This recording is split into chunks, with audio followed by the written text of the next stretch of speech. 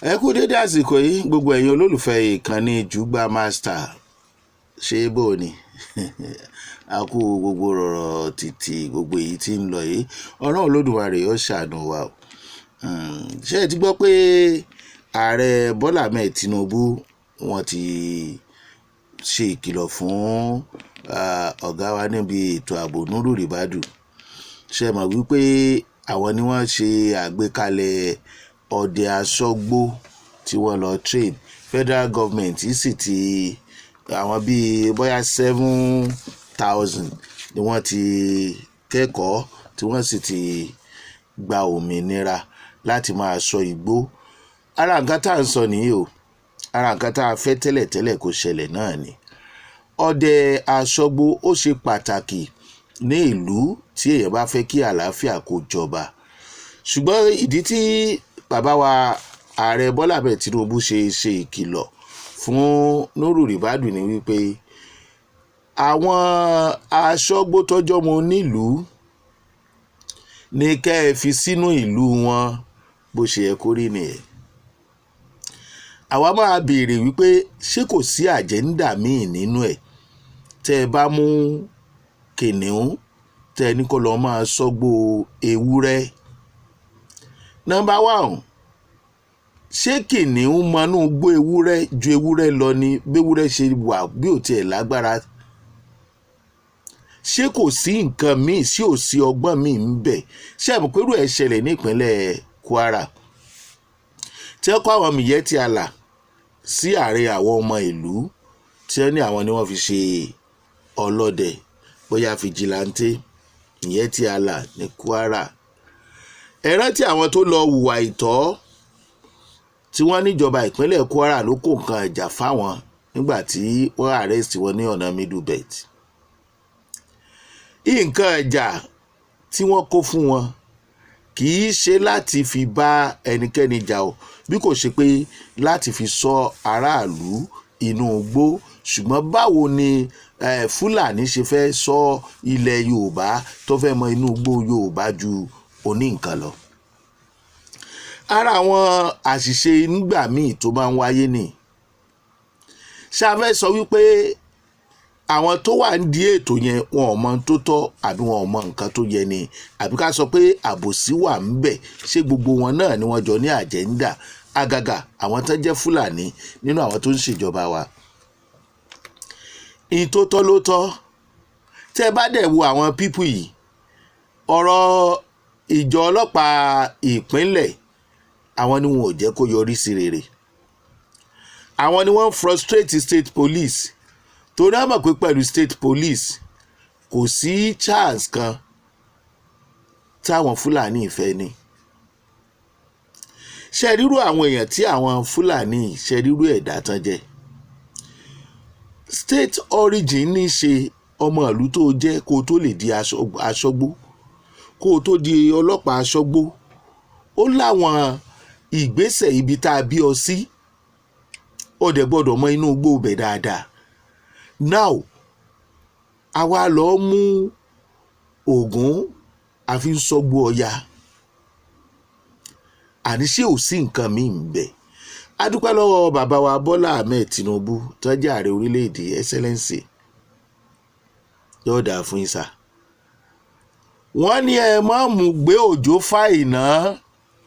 Bàbá wa tẹ́ẹ̀rí ṣètò ààbò Ribadu, ẹ wo àwọn ọmọ ìlú kẹ́ tó fi wọ́n sọnù gbòòlù. Wàhálà táwọn tó gbé ID card Miyetti Allah tán dá sílẹ̀ tán arrest ni wọ́n Middle Belt tí wọ́n kó ń Kwara. Wàhálà tán lọ dálẹ̀ ń bẹ̀ ta ló mọ̀? Àwọn èyí tán ti ṣe tẹ́lẹ̀ ta ló mọ̀? Àwọn ọmọ ìlú tó bá jẹ́ Asogbo ìlú oníkálukú máa dára wọn mọ̀, ojú máa kára wọn mọ́. Kò dẹ̀ sí bẹ́ẹ̀ ṣe lè ní Asogbo tó jọmọ ìlú tí ẹlòmíì bá ń bọ̀ tó fẹ́ gbanú gbó kọjá bóyá ń kó ẹran ẹ̀bọ̀ àbí nǹkan kan, yóò tẹ̀lé òfin náà ìlú yẹn ni. Táwọn onílùú ò bá dẹ̀ nílẹ̀ fún màálù, wọ́n sọ pé àwọn ò nílẹ̀ fún màálù á padà. Kò ní dípò dìgbà tí wọ́n bá ti wà nínú igbó tán ká tó máa sáré security. Wọ́n á kọ́lé síbẹ̀ tí ò bá sọ ọdẹ Asogbo. Kò sí tí wọn ò ní ṣe síbẹ̀. kò dẹ̀ sí bí wọ́n ṣe lè fagídí sáré wá tí gbogbo ìlú ò ní mọ̀ láti dojú ìjà kọ wọ́n padà. Wọn ò wá gìrìgìrì, wọn ò wá lẹ́ẹ̀kan náà. Ó kù ní bárò bàbá wa Bọ́lá Ahmed Tinubu. Pólíìsì ìpínlẹ̀, state police, ara nǹkan tẹ́ ẹ lè tètè ṣe rèé tó lè jẹ́ kétò ààbò dúró yàtọ̀ fún ọdẹ Asogbo, kó ní kálukú sọ́gbó ẹ̀. Ẹ jẹ́ káwọn ará bí kúrò nínú igbó wa, àlè wọn kú òun lù kán bọ́ sáàrin ìlú. Dandan kọ́ ni kí màálù wọn jẹ igbó tiwa. Wọ́n nílẹ̀ lọ́dọ̀ wọn, ṣé bí wọ́n ní ọmọ Nàìjíríà làwọn, ṣé wọn ò nílẹ̀ ni? Wọ́n nílẹ̀, wọ́n nílùú àbí àwọn ọ̀mọ̀lú wọn, ṣùgbọ́n tí wọ́n bá mọ̀lú ara wọn kán lọ ọbẹ̀ kán lọ sin màálù. Ṣé dandan ni open grace ní orí ilẹ̀ onílẹ̀ ni? Ṣé bàbá tí wọn ò jogún lẹ́lẹ̀ àbí wọn ò ṣiṣẹ́ lẹ́lẹ̀ fún wọn? Sófà tó jẹ́ òwò tiwọn tẹ́ ti rí bí òwò wọn ni pé káwọn ó sin màálù, kán dẹ̀ máa da màálù kiri. Irú àwọn tí wọ́n jọ kó wa pọ̀ ní 2025. Kí àwọn kankan sì rí pé òwò àwọn ọ̀kọ́jà kan máa da màálù kiri bẹ́ẹ̀ sì fẹ́ wà títí ayé nù. Bóò ni wọ́n ṣe wá, ṣé wọ́n lè fi kọ́ mansion bí wọ́n bá kidnap?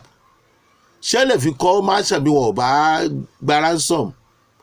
Kán wá ara ẹni tó kọ́lé tó gun mọ́tò ńlá, ẹni wọn ò ní dènà dé aláàfẹ́ wọn nínú igbó wa. Kán lọ máa sin màálù lọ́dọ̀ wọn gbọ́ jẹ́ pé ibi akọ kádàrá tiwọn mọ́nu. Ẹja ní state police kí Fúlàní ọmọ wa sọ wa nílẹ̀ Yorùbá, kó ní kálukú dọ́mù yẹ́ ẹ̀ gbé, kó ní kálukú sọnù igbó ẹ̀. Ẹ ti ṣe léyìí láwọn forest guard tẹ́ ẹ ṣe yìí, iṣẹ́ ńlá lẹ ṣe, kò yí sí wọn ò fẹ́ kó ṣeé ṣe náà kán lè mọ ráyè jáyé alábàtà. Ṣùgbọ́n láti dáàbò bo inú igbó wa, nǹkan pàtàkì mọ́ ni. Bí wọ́n bá fẹ́ gborí omi wá, àwọn ẹ̀ṣọ́ orí omi wà ń bẹ̀. Inú igbó yẹn ló rọrùn fún wọn jù. Tí wọ́n bá ti gbé tírélà tí wọ́n ti fi kó wọn dé báyìí, ibi tí bá ti mórí wọ̀ ni wá da màálù lẹ́ńbẹ̀.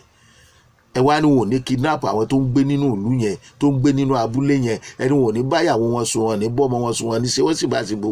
Ṣé tí ìdá wà lọ́wọ́ wọn, tádà wà lọ́wọ́ wọn, tí ìbọn wà lọ́wọ́ wọn? Aláwọ̀ ò fẹ́ mọ́ rí gbogbo yẹn láyìíká wa tó bá jẹ́ àṣà wa àti culture wọn ni. Ẹ jẹ́ kán fọwọ́ mú. No wonder state police tá à ń sọ yìí látìgbà wo ló ti yẹ kó wáyé nílùú tó lajú? Gbogbo ọ̀làjú wa pátá, our people dey frustrated, wọ́n frustrated. Kí ló dé tá a máa mọ ẹni tí ò ń sọmọ onílùú kó lọ sọmọ onílùú? Ṣé mọ̀ yóò sọ́jọ́sọ lọ ni? Bàbá wa Nuru Ribadu kò lè work. Ẹ fọmọ onílùú lẹ̀ nínú ìlú ẹ̀.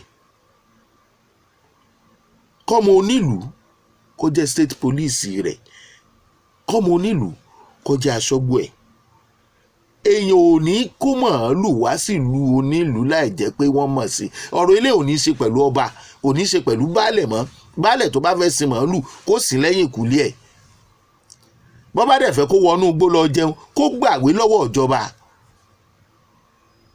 Bá a bá dẹ̀ ti rí màálù àjòjì, á ti mọ̀ pé alamire àwọn ará bíi ti ń wọlé. Ìyẹn tí alàbá wò. Àwọn ní kó wá sí ní kó wá sí yìí. Àwọn ni wọ́n á bọ̀, àwọn ni wọ́n gba àwọn bandit mọ́ra, àwọn ni wọ́n gba àwọn terrorist mọ́ra.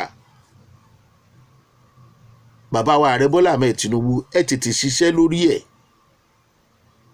Tẹ́ ẹ bá ti ṣiṣẹ́ lórí ẹ̀, kò sí open grace kankan fẹ́ni kankan mọ́. Ò lè máa gbé màálù ẹ̀ travel wá sílẹ̀ onílẹ̀, fi màálù rẹ̀ sọ́dọ̀ ẹ̀. Carry your gun, ìbọn rẹ̀, àdá rẹ̀ sọ́dọ̀ ẹ̀.